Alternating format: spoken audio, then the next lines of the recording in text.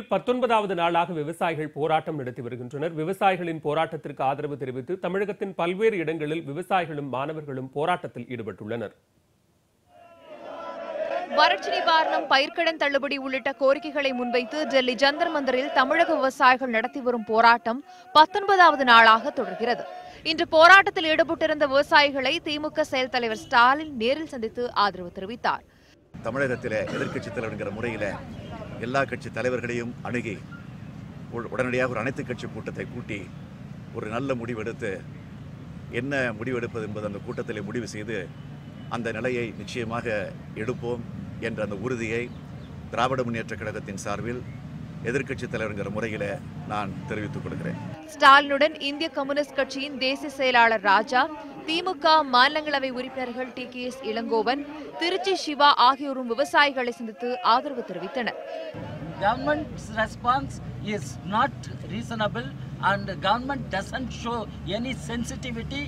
Government doesn't show any reasonableness to address the concerns of farmers. They are not fighting for themselves. They are fighting for to be precise. Crores of farmers in Tamil Nadu and elsewhere in the country. To be precise.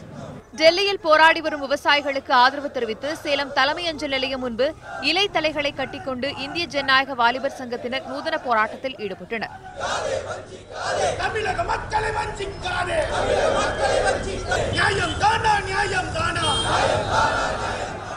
திருவாரூரில் தடுப்புகளை உடைத்துக் கொண்டு பேரணியாக செல்ல முயன்றபோது போராட்டக்காரர்களுக்கும் போலீசாருக்கும் இடையே தள்ளுமுள்ளு ஏற்பட்டது. தடையை மீறி பேரணி சென்ற விவசாயிகள், வர்த்தகர்கள், மனிதநேய மக்கள் கட்சியினர் 200க்கும் மேற்பட்டோர் கைது செய்யப்பட்டனர்.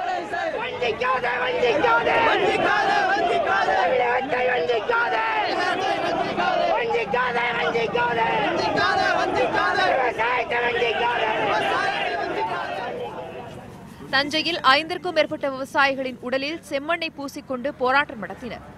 தஞ்சை மாவட்ட ஆட்சியர் அலுவலகம் முன்பு 5 நாட்களாக காவிரி உரிமை மீட்பு குழுவினர் காத்திருப்பு போராட்டத்தை நடத்தி வருகின்றனர்.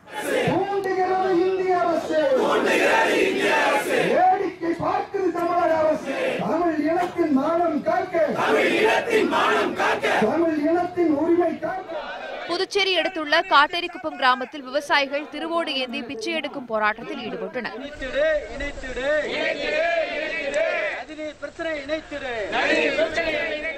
விவசாயிகளுக்காக போராட்டம் நடத்தியதால் கைது செய்யப்பட்டு திண்டுக்கல் சிறையில் அடைக்கப்பட்டுள்ள 7 பேர் 2வது நாளாக உண்ணாவிரதம் மேற்கொண்டு வருகின்றனர். அவிநாசி, தென்காசி, பொன்னேரி என தமிழகத்தின் பல்வேறு இடங்களில் விவசாயிகளுக்கு ஆதரவாக போராட்டங்கள் நடைபெற்றன.